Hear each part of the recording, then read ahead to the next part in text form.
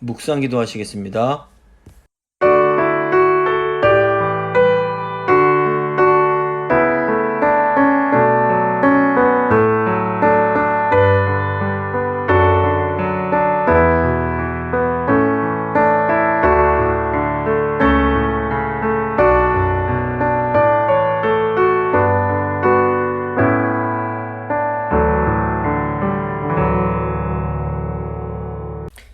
사도신경 고백합니다. 나는 전능하신 아버지 하나님, 천지의 창조주를 믿습니다. 나는 그의 유일하신 아들 우리 주 예수 그리스도를 믿습니다. 그는 성령으로 잉태되어 동정녀 마리아에게서 나시고 본디오 빌라도에게 고난을 받아 십자가에 못 박혀 죽으시고 장사된 지 사흘 만에 죽은 자 가운데서 다시 살아나셨으며 하늘에 오르시어 전능하신 아버지 하나님 우편에 앉아 계시다가 거기로부터 살아있는 자와 죽은 자를 심판하러 오십니다. 나는 성령을 믿으며 거룩한 공교회와 성도의 교제와 죄를 용서받는 것과 몸의 부활과 영생을 믿습니다. 아멘. 찬송가 202장입니다. 찬송가 202장 찬양하겠습니다.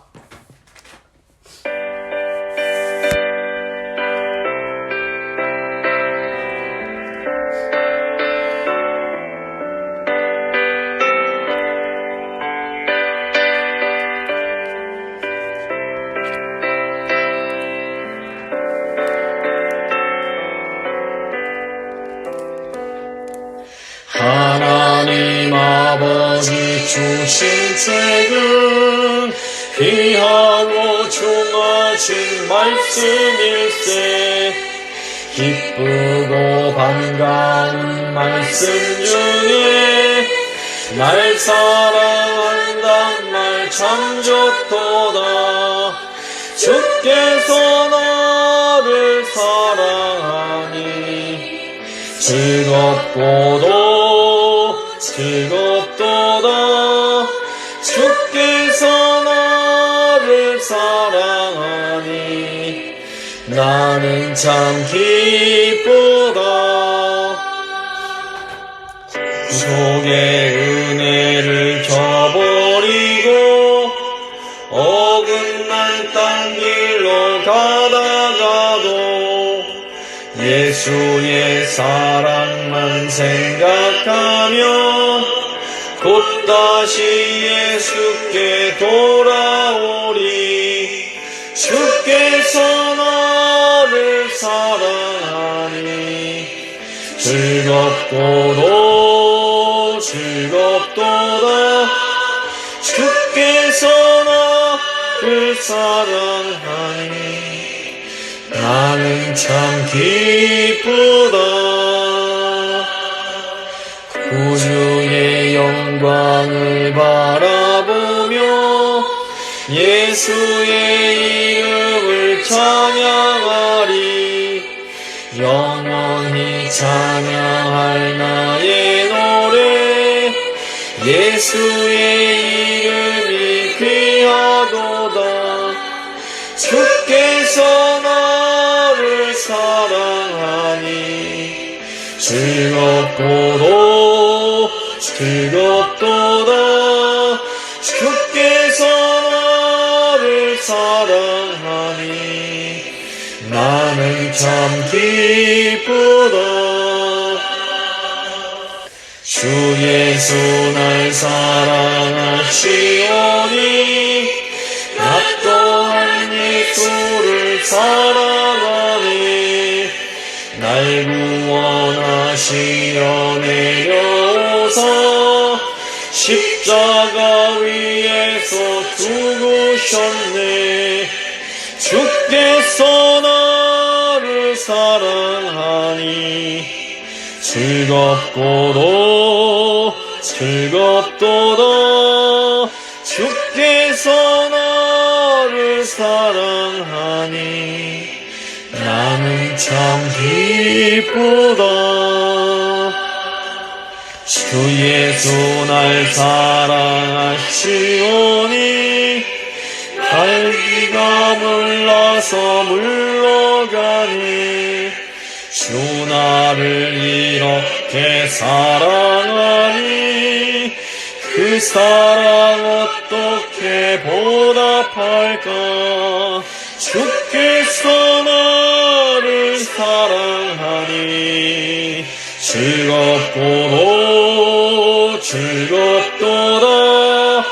주께서 나를 사랑하니 나는 참 기쁘다.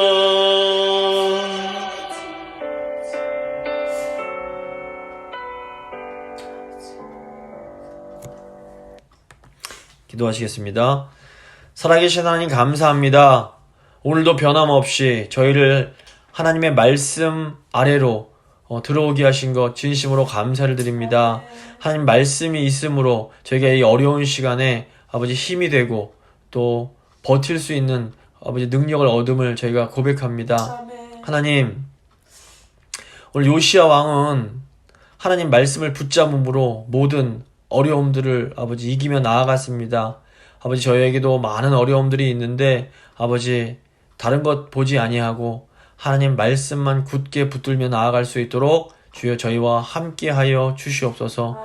이 시간 말씀 들을 때에 성령님 저희 안에 말씀하여 주시고 하나님이 저에게 원하시는 것이 무엇인지 다시 한번 잘 깨닫고 그 뜻에 순종하는 저희가 되기를 간절히 소망합니다. 이 시간 성령께서 함께해 주실 줄 믿고 감사드리며 귀하신 우리 구주 예수 그리스도의 이름으로 기도드립니다. 아멘. 오늘 주신 하나님 말씀은 열왕기하 22장 2절 말씀입니다. 열왕기하 22장 2절 말씀 제가 읽어드리겠습니다. 요시야가 여호와 보시기에 정직히 행하여 그의 조상 다윗의 모든 길로 행하고 좌우로 치우치지 아니하였더라. 아멘. 오늘은 열왕기서 48강 그 요시야 왕에 대해서 한번 생각을 해보겠습니다. 그 열왕기하 22장 내용이 됩니다. 그 히스기야 왕의 아들이었던 므낫세는 55년 동안이나 하나님 보시기에 아주 끔찍한 악을 저질렀습니다. 므낫세 왕이 죽은 후에 그의 아들 아몬이 왕이 됐지만 2년 만에 이제 부하들의 반역으로 죽임을 당하게 됩니다. 근데 하나님의 은혜로 다윗의 그 후대가 끊어지게 되지는 않습니다. 아몬의 아들인 어린 요시야가 어린 나이에 이제 남유다의 왕으로 등극이 됩니다. 이 요시야가 태어났을 때에는 남유다는 이미 그 하나님 말씀에서 아주 많이 벗어나 있는 그런 상태였습니다. 요시야는 이렇게 영적으로 어려운 상황에서 하나님의 말씀대로 살기 위해서 최선을 다한 왕이었습니다. 요시야가 성전을 이제 수리하던 중에 모세의 율법책을 발견하고 율법에 따라 참된 예배를 회복하기 위해서 노력을 합니다. 비록 요시야의 이런 개혁 운동이 성공을 거두지는 못했지만 요시야는 다윗이나 히스기야처럼 하나님으로부터 선한 왕으로 평가를 받게 됩니다. 요시야의 삶은 하나님께 인정받는 최고의 삶은 하나님 말씀에 따라 살아가는 것이라는 것을 우리에게 분명히 보여줍니다. 열왕기하 22장과 23장이 이제 요시야 왕에 대한 내용이 나오는데 오늘은 22장을 중심으로 한번 살펴보도록 하겠습니다. 먼저 그 22장 1절과 2절은 요시야 왕의 그 통치의 요약이라고 할 수 있습니다. 1절 말씀입니다.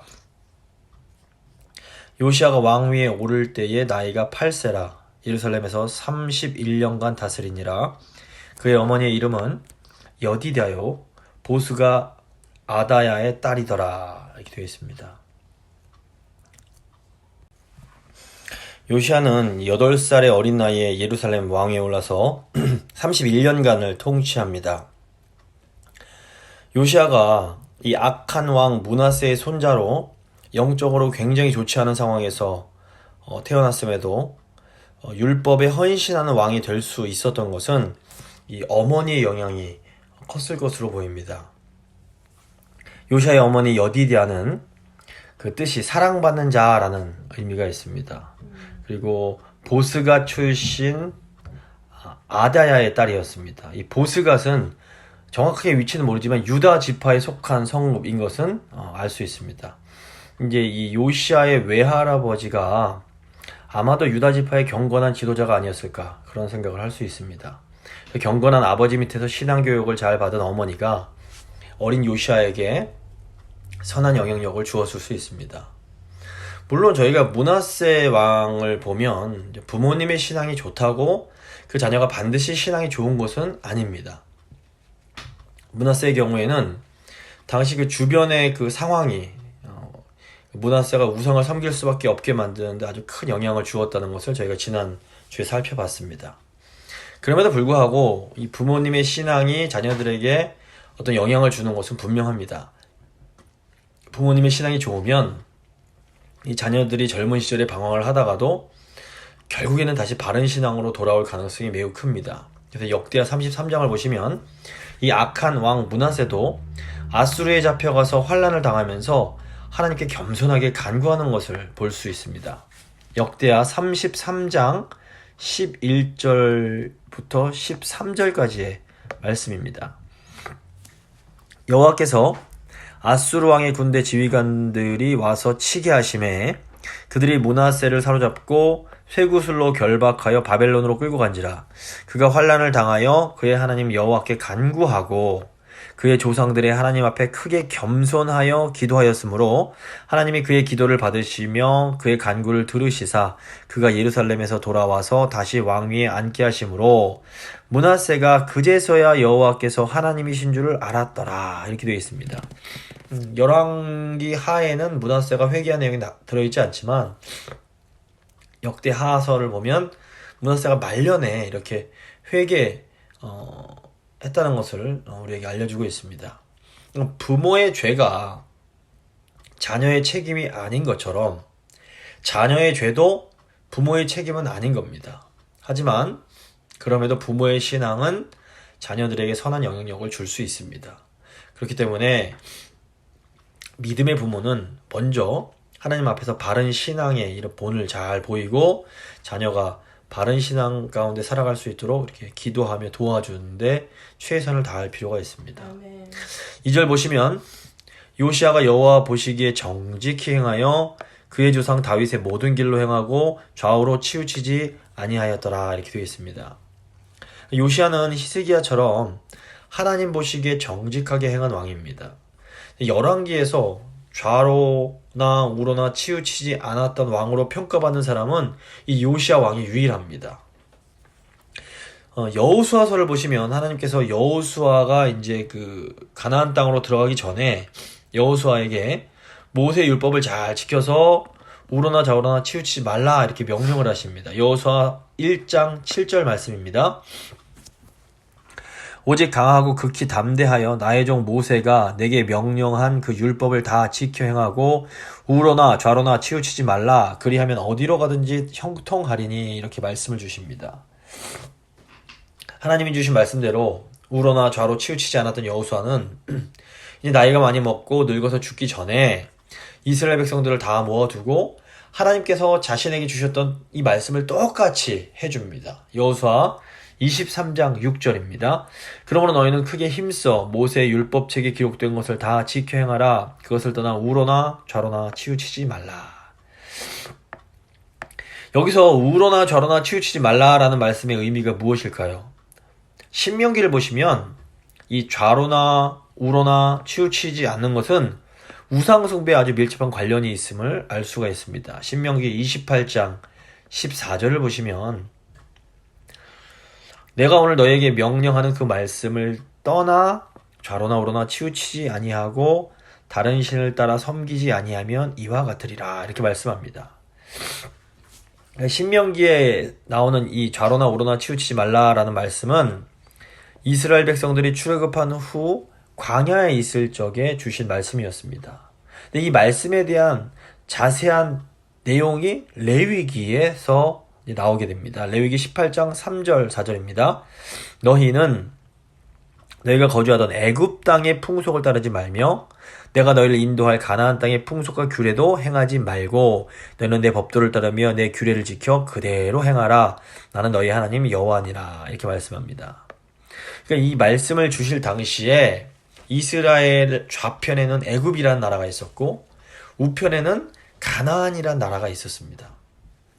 따라서 좌로나 우로나 치우치지 말라라는 것은 왼편에 있는 애굽 그리고 그 땅에 있는 우상을 따르지 말고 우편에 있는 가나안 그리고 그 가나안의 우상도 따르지 말고 오직 하나님의 율법만을 따라서 살아가라 라는 명령이었습니다. 요시야 왕 때에도 여전히 좌에는 애굽의 세력이 있었고 우에는 강한 아수르의 세력이 존재했습니다.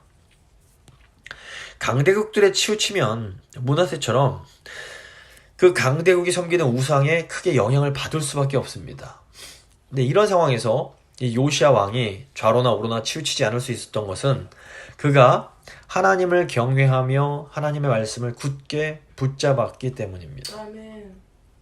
오직 하나님 말씀을 꽉 붙잡을 때만이 세상의 우상에 치우치지 않을 수가 있습니다. 정치적으로 또 사회적으로 분열이 심한 시기일수록 교회가 좌로나 우로나 치우치지 않고 하나님 말씀만 붙잡겠다는 이 결단을 하는 것이 굉장히 중요합니다. 하나님 말씀으로 자신의 마음을 먼저 다스리고 그리고 가정을 다스리고 교회와 일터를 다스리는 사람은 하나님 앞에서 이 요시야 왕처럼 정직한 사람으로 인정을 받을 수가 있게 됩니다. 이제 22장 3절부터 13절 보시면 성전이 이제 수리되고 그래서 율법책이 발견되는 내용이 나옵니다. 3절입니다. 요시야 왕 18째 해에 왕이 무술람의 손자 아살리아의 아들 서기관 사반을 여호와의 성전에 보내며 이르되 요시야는 왕이 된 지 18년 되던 해인 26살 때에 성전 수리를 시작을 합니다. 물론 요시야가 이때부터 종교개혁에 관심을 가진 것은 아닙니다. 역대기 34장 3절을 보시면 요시야는 왕이 된 지 8년째 즉 16살 때부터 그의 조상 다윗의 하나님을 비로소 찾았습니다. 그리고 4년 뒤인 20살 때에는 유다와 예루살렘에서 산당들과 아세라 목상들과 아로새긴 우상들과 부화 만든 우상들을 제거하는 이른바 종교개혁을 이제 단행하기 시작했습니다. 이걸 보면 요시야가 어린 시절부터 하나님을 섬기려는 이 열심이 컸던 사람이라는 것을 알 수 있습니다. 이 성전을 수리한 것은 요시야가 진행했던 종교개혁의 이제 일부라고 볼 수 있습니다. 요시야는 서기관 사반을 대제사장 힐기야에게 보내서 성전 수리를 시작할 것을 명령을 합니다. 4절에서 7절을 보면 성전 수리가 어떤 과정을 통해서 진행되는지 이제 비교적 자세히 설명이 되어 있습니다. 4절부터 7절 말씀입니다. 너는 대제사장 힐기야에게 올라가서 백성이 여호와의 성전에 드린 은 곧 문지킨 자가 수납한 은을 계산하여 여호와의 성전을 맡은 감독자의 손에 넘겨 그들이 여호와의 성전에 있는 작업자에게 주어 성전에 부서진 것을 수리하게 하되 곧 목수와 건축자와 미장이에게 주게 하고 또 제목과 다듬은 돌을 사서 그 성전을 수리하게 하라. 그러나 그들의 손에 맡긴 은을 회개하지 말지니 이는 그들이 진실하게 행함이니라. 제사장 힐기야가 백성들이 성전에 드린 은을 계산을 해서 성전을 맡은 감독에게 주게 됩니다. 그러면 이 성전을 맡은 감독이 그 은을 목수, 건축자, 미장 등 일꾼들에게 나눠주고 재료를 각자 구입하게 해서 공사를 진행하게 했습니다. 여기 특이한 점은 요시야가 일꾼들에게 맡긴 은을 회개하지 말라고 당부한 겁니다. 그 일꾼들이 진실하게 행했기 때문이라고 하는데 이것은 요시야 왕이 그 일꾼들을 정말로 신뢰했음을 표현하는 방법이었습니다.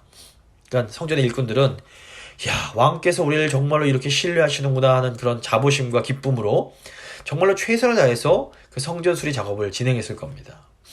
이제 이걸 보면 이 요시야 왕이 그 일하는 사람들의 마음을 사로잡을 수 있는 그런 지혜가 있었다는 것을 보게 됩니다. 일꾼들에게 일을 시킬 때 돈을 조금 더 아끼려고 일일이 일꾼들에게 이거 해라 저거 해라 이거는 하지 말아라 이렇게 개입하는 사람들이 있습니다. 뭐 이렇게 하면 돈은 좀 이렇게 절약할지 모르지만 사실상 일꾼들의 그런 마음을 잃어버려서 결과적으로는 더 큰 손해를 보는 소탐 대실일 때가 많습니다. 반면에 자, 저 일꾼 괜찮다라는 그런 확신이 있으면 넉넉하게 품삯을 주고 그 일꾼이 스스로 최선을 다해서 일하게 만드는 그런 또 스타일이 있습니다.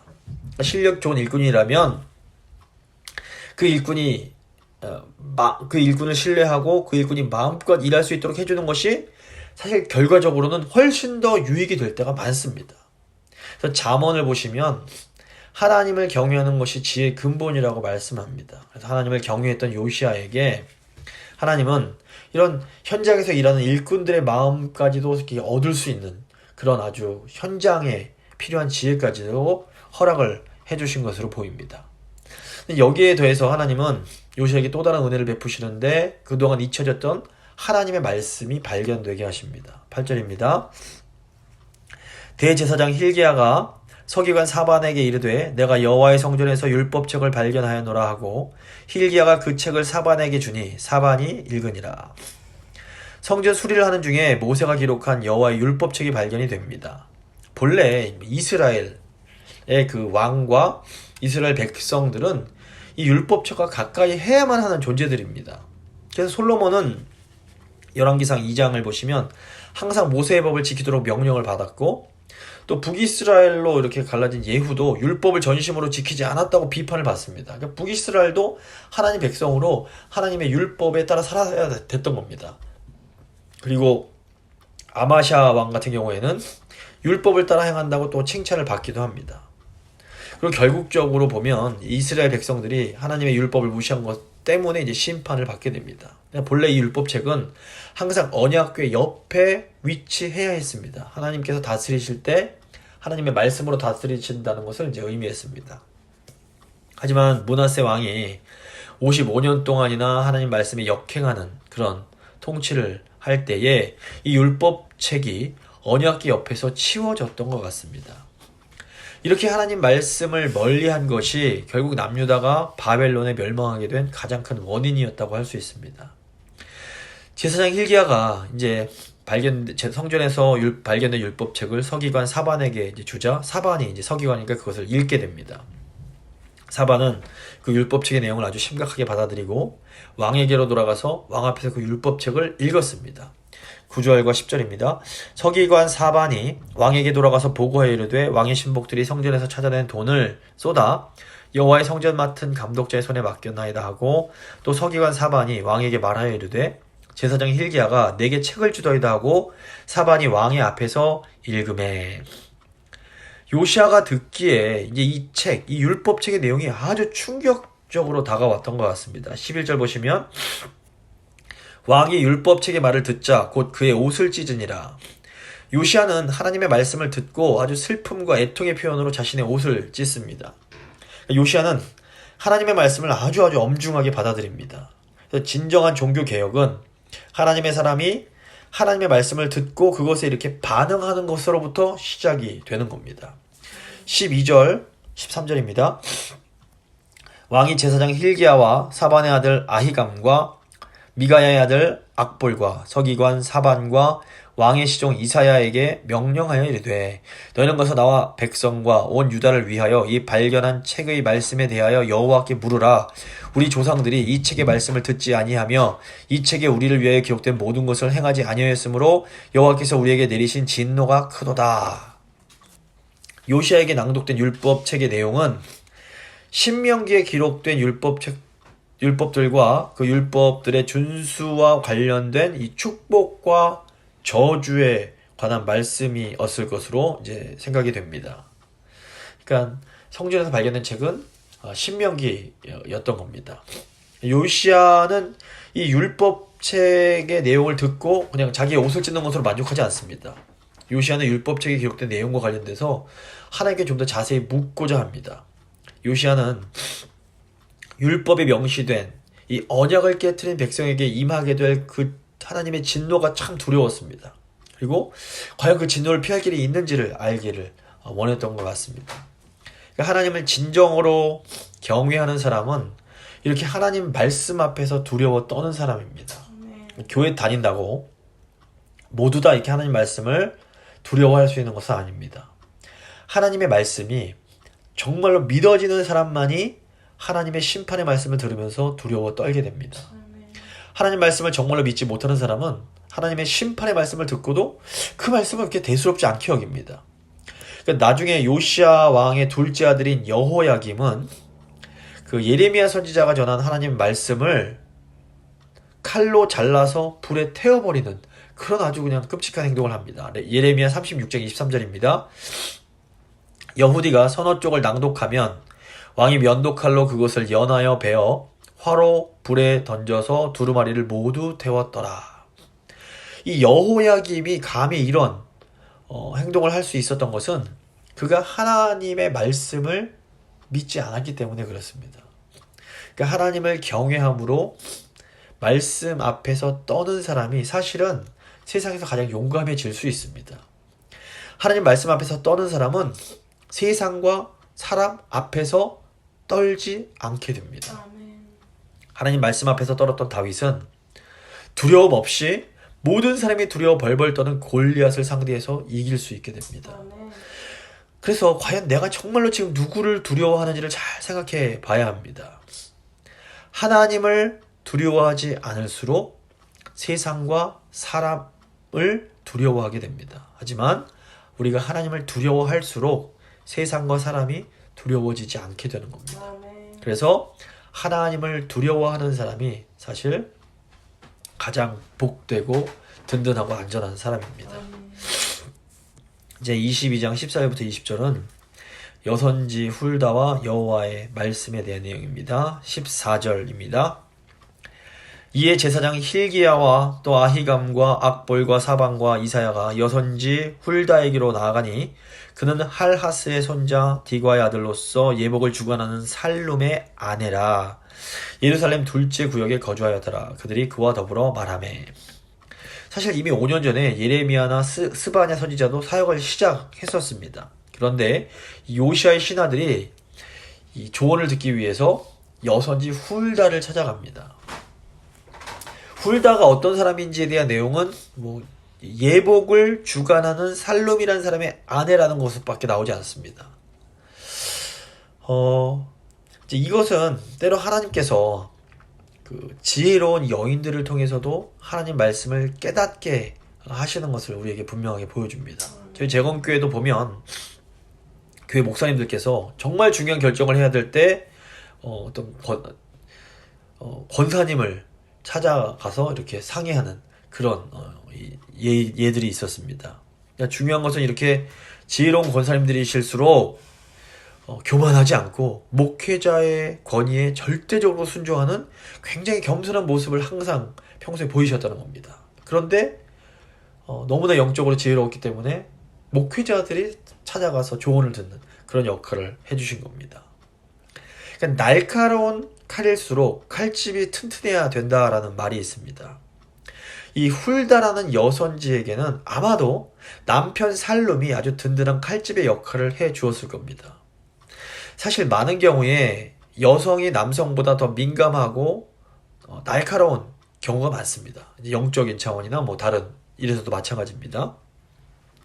그래서 하나님은 여성에게 남편이라는 조금은 좀 둔하지만 든든한 칼집을 허락해 주십니다. 그래서 잘 드는 칼일수록 함부로 사용하면 많은 사람들을 다치게 할 수 있습니다. 하지만 이 잘 드는 검을 조심스레 사용하면 많은 사람들에게 큰 유익을 줄 수도 있습니다. 이 교회에서 뛰어난 은사를 가진 성도들은 하나님 나라의 날카로운 검들과 같은 존재들입니다. 더 뛰어난 은사를 가진 성도일수록 튼튼한 칼집이 중요합니다. 그러니까 날카로운 칼을 함부로 휘두르면 위험할 수 있고 교회가 상할 수 있습니다. 그래서 날카롭고 뛰어난 분들일수록 어떤 교회의 권위에 순종하는 훈련을 하는 것이 굉장히 중요합니다. 물론 그럼 당연히 목회자에게도 어떤 당회나 노회가 이런 칼집의 역할을 해줄 수 있습니다. 인간은 아무리 훌륭한 사람도 언제나 실수할 가능성이 있기 때문에 늘 서로 이렇게 견지해주면서 하나님이 주신 은사가 남용되지 않도록 서로 도와야 됩니다. 그래서 여기서 중요한 것이 겸손하게 어떤 권위에 이렇게 순종하는 그런 훈련이 굉장히 중요한 보호막, 칼집이 되어줄 수 있다는 겁니다. 이 여선지 훌다는 하나님의 대변인으로서 요시아에게 하나님의 말씀을 대언해 주었습니다. 15절, 16절입니다. 훌다가 그들에게 이르되 이스라엘 하나님 여호와의 말씀이 너희는 너희를 내게 보낸 사람에게 말하기를 여호와의 말씀이 내가 이곳과 그 주민에게 재앙을 내리되 곧 유다 왕이 읽은 책의 모든 말대로 하리니 훌다는 율법책에 기록된 말씀대로 예루살렘과 그 주민들에게 재앙이 임하게 될 것을 예언을 합니다. 그 이유는 단순합니다. 유다 백성들이 하나님의 말씀을 떠나서 우상을 숭배했기 때문입니다. 17절입니다. 이는 이 백성이 나를 버리고 다른 신에게 분향하며 그들의 손의 모든 행위로 나를 격노하게 하였습니다. 그러므로 내가 이곳을 향하여 내린 진노가 꺼지지 아니하리라 하라 하셨느니라. 하지만 하나님께서는 요시야 왕에게는 위로의 말씀을 해주십니다. 18절부터 19절입니다. 너희를 보내 여호와께 묻게 한 유다 왕에게는 너희가 이렇게 말하라. 이스라엘의 하나님 여호와가 이같이 말씀하셨느니라. 내가 들은 말들에 대하여는 내가 이곳과 그 주민에게 대하여 빈터가 되고 저주가 되리라 한 말을 내가 듣고 마음이 부드러워져서 여호와 곧 내 앞에서 겸비하여 옷을 찢고 통곡하였으므로 나도 내 말을 들어노라. 여호와가 말하였느니라. 하나님은 요시야 왕이 율법을 듣고 보인 반응에 대해서 칭찬을 해주십니다. 하나님은 요시야가 하나님 말씀을 듣고 마음이 부드러워지고 겸비하여 옷을 찢고 통곡한 것을 아주 귀하게 보셨습니다. 시편 51편 17절을 보시면 하나님께서 구하시는 제사는 상한 심령이라. 하나님이여 상하고 통회하는 마음을 주께서 멸시하지 아니하시리이다. 이렇게 이제 다윗이 고백을 합니다. 하나님은 언제나 우리 마음의 중심을 보아주십니다. 하나님의 말씀 앞에서 마음이 부드러워지고 애통하는 사람의 마음을 하나님은 절대로 멸시하지 않으시고 위로해 주십니다. 그래서 오늘 19절 말씀 보면 하나님께서 요시야 왕에게 나도 너의 말을 들었다. 이렇게 말씀해 주시는 겁니다. 어리석은 사람들은 하나님 말씀을 듣고서도 목이 빳빳해져서 완고한 태도를 보입니다. 이런 사람들은 하나님 말씀을 두려워하지 않고 세상 권세를 두려워하며 세상의 권력에게 머리를 조아립니다. 하지만 이렇게 세상의 머리를 조아리는 사람은 강해 보이던 세상이 하나님께서 멸망하게 하실 때 세상과 함께 같이 멸망하게 되는 겁니다. 이게 이제 요한계시록에서도 똑같이 가르치는 내용입니다. 실제로 이제 이스라엘 역사에서도 보면 애굽을 두려워하며 애굽에게 굽신되던 사람들은 애굽이 멸망할 때 같이 따라서 멸망을 하게 됩니다. 그러므로 요시아처럼 좌우로 치우치지 않고 하나님 말씀 앞에 자신을 낮추고 말씀이 나를 다스리고 말씀이 나를 새롭게 하도록 이렇게 자신을 내어드리는 것이 참된 생명으로 나아가는 길이라는 것을 항상 기억해야 됩니다. 20절입니다. 그러므로 보라, 내가 너로 너의 조상들에게 돌아가서 평안히 묘실로 들어가게 하리니 내가 이곳에 내리는 모든 재앙을 내 눈이 보지 못하리라 하셨느니라 하니 사자들이 왕에게 보고하니라. 여기 이제 평안히 묘실로 들어간다라는 말씀은 언뜻 보기에는 평화롭게 왕궁에서 이렇게 조용히 죽음을 맞이하게 될 것처럼 보입니다. 하지만 이제 나중에 보면 이 요시야 왕이 애굽 왕 바로누고와의 전쟁에서 전사를 하게 됩니다. 따라서 이 말씀은 예루살렘에 하나님의 재앙이 내리는 것을 보지 않고 그 전에 요시야의 시신이 평안하게 이 선조들의 묘실로 들어가게 될 것에 대한 그런 예언이라는 것을 알 수 있습니다. 사실 우리가 어떻게 죽는가 보다 더 중요한 것이 어떤 마음으로 죽는가 하는 겁니다. 사람은 어떤 방식으로든지 결국에는 죽음을 맞게 됩니다. 수명을 다해서 죽든지 아니면 중한 병에 걸려서 죽든지 아니면 불의의 사고로 죽임을 당하든지 인간은 한 번은 죽게 돼 있습니다. 문제는 우리가 언제 어떻게 죽게 될지에 대해서는 아무도 모른다는 겁니다. 오직 하나님만 아십니다. 그래서 중요한 것은 언제 다가올지 모르는 죽음에 대해서 우리가 미리 준비해 두어야 한다는 겁니다. 우리가 어떻게 죽음을 준비할 수 있습니까? 요시야처럼 하나님의 품으로 갈 수 있게 될 거라는 이 약속을 받아두어야 됩니다. 그렇기 때문에 복음을 믿는 것이 우리가 이 땅에서 죽음을 준비하는 최고의 방법입니다.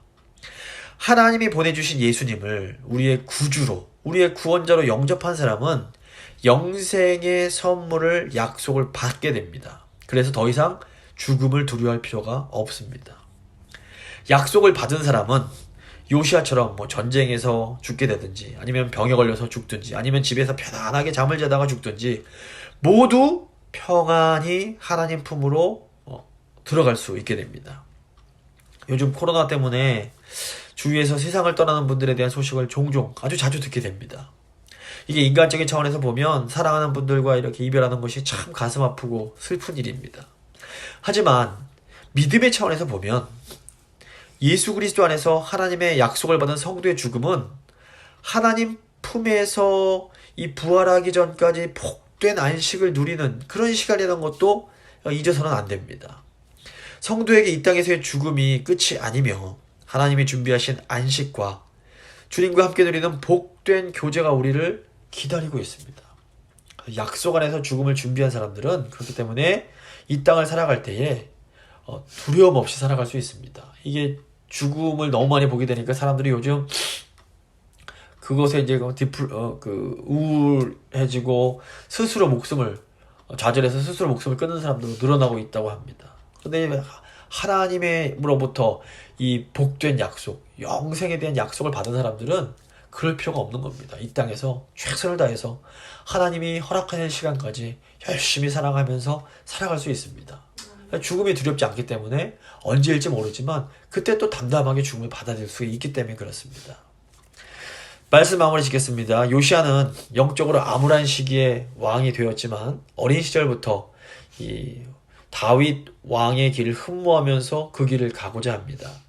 경건한 외조부와 어머니가 이 요시아의 신앙에 선한 영향력을 끼쳤을 가능성이 있습니다. 그래서 우리도 우리 자녀들에게 좋은 믿음의 영향력을 줄 수 있도록 애쓰면서 기도할 필요가 있습니다. 이 요시아 왕의 특징은 좌우로 치우치지 않고 하나님 말씀을 굳게 붙잡은 것입니다. 좌우로 치우친다라는 것은 우리에게 악영향을 줄 수 있는 우상에게 마음을 뺏기지 않는 것을 의미합니다. 오직 말씀을 사모하며 하나님의 말씀을 꽉 붙드는 사람만이 좌우로 치우치지 않을 수 있습니다. 요즘처럼 혼란스러운 시기일수록 하나님 말씀만을 굳게 붙잡는 것이 너무너무 중요합니다. 이제 오늘 미국의 대통령 취임식이 있었는데 하나님께서 새로 세우신 대통령과 함께 하셔서 이 새로 세우신 대통령도 좌우로 치우치지 아니하고 정말로 하나님 말씀대로 나라를 다스리는 그런 지혜로운 대통령 될 수 있게 해달라고, 그래서 이 나라가 정말 하나님 앞에서 다시 든든히 설 수 있게 해달라고 한번 기도해 주시고, 또 우리 교회를 위해서, 또 우리 가정, 성도님들의 가정 한 분 한 분을 위해서 우리 교회와 우리 가정이 요시아 왕처럼 좌우로 치우치지 아니하고 하나님 말씀만 굳게 붙들고 나아가는 저희가 될 수 있게 해달라고 한번 간절히 기도하도록 하겠습니다. 기도하십니다.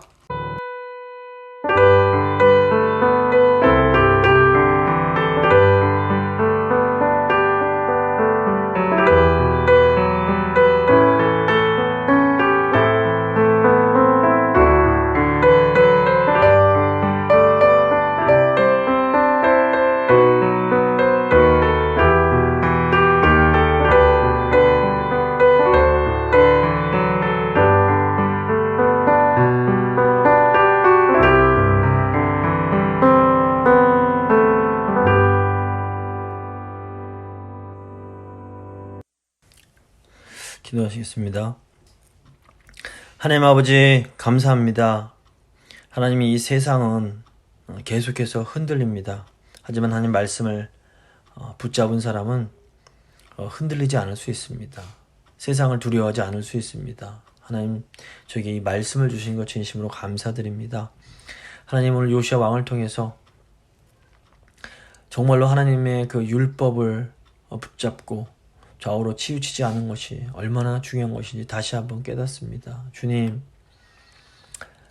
저희가 하나님의 말씀을 굳게 붙잡고 좌로나 우로나 치우치지 아니하고 정직하게 행할 수 있도록 주여 도와주시옵소서. 오늘 아버지 미국의 대통령이 새롭게 취임되었습니다. 하나님께서 세워주신 지도자 이혼이 하나님 새로 세워진 지도자가 좌로나 우로나 치우치지 아니하고 하나님의 말씀대로 행할 수 있도록, 그래서 이 나라가 정말 하나님 은혜로 다시 세워질 수 있도록 주여 함께하여 주시옵소서. 그리고 무엇보다 저희 교회, 저희 가정이 하나님 말씀으로 세워질 수 있도록 주여 늘 저희와 함께하여 주시옵소서. 코로나가 점점 심해지고 있는 가운데 있는데 주님 은혜 베푸셔서 저희 성도님들 한 분 한 분 눈동자처럼 지켜주시고 하나님 은혜 가운데 거할 수 있도록 주여 함께하여 주시옵소서. 하나님 은혜 감사드리며 귀하신 예수 그리스도의 이름으로 기도드립니다. 아멘. 찬송가 204장입니다. 찬송가 204장 찬양하겠습니다.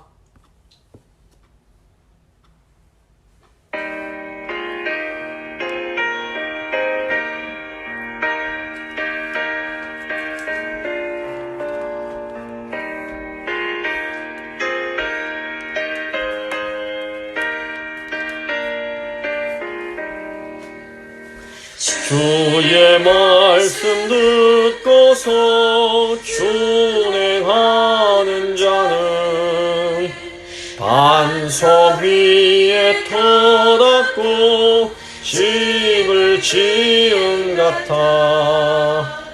비가 오고 물나며 바람 부딪혀도 반석 위에 세운 집 무너지지 않네. 잘 짓고 잘 짓세 우리 집 잘 짓세. 만세 반석 위에다 우리 집 잘 짓세. 주의 말씀 듣고서 행치 않는 자는 모래 위에 터닫고 집을 지음 같아. 비가 오고 물나며 바람 부딪힐 때 모래 위에 세운 집 크게 무너지네. 잘 짓고 잘 짓세 우리 집 잘 짓세. 만세 반석 위에다 우리 집 잘 짓세. 세상 모든 사람들 집을 짓는 자니 반석 위가 아니면 모래 위에 짓네.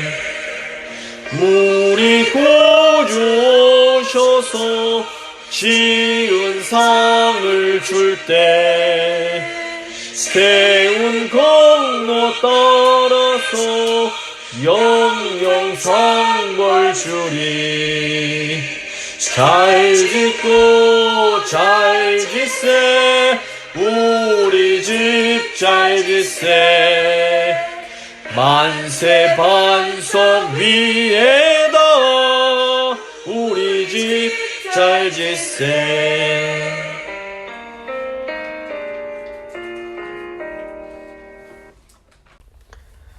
주님 가르쳐 주신 기도로 예배 마치도록 하겠습니다. 하늘에 계신 우리 아버지, 아버지의 이름을 거룩하게 하시며 아버지의 나라가 오게 하시며 아버지의 뜻이 하늘에서와 같이 땅에서도 이루어지게 하소서. 오늘 우리에게 일용할 양식을 주시고 우리가 우리에게 잘못한 사람을 용서해 준 것 같이 우리 죄를 용서해 주시고 우리를 시험에 빠지지 않게 하시고 악에서 구하소서. 나라와 권능과 영광이 영원히 아버지의 것입니다. 아멘.